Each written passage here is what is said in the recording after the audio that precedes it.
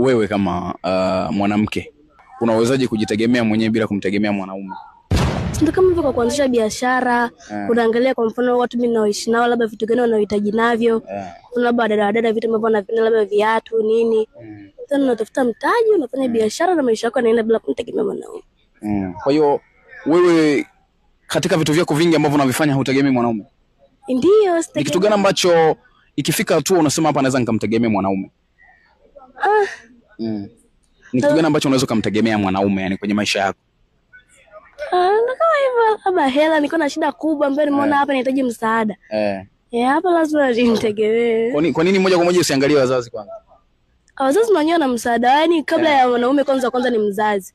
Inapokuwa ukiona naenda kumwambia mwanaume unajua tayari mzazi, yani nimeshamwambia labda haijakidhi, labda nahitaji kuongeza, ndio hapo unaangalia upande wa pili.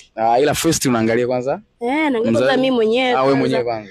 Kama najitosheleza siaski mzazi wala boyfriend. Kwa hiyo ikifika hatua ya kwamba sasa hata wazazi wameshindwa, hapa ndo unacheki kwa mshikaji. Baba bana, mwanangu kuna vitu vimefeli.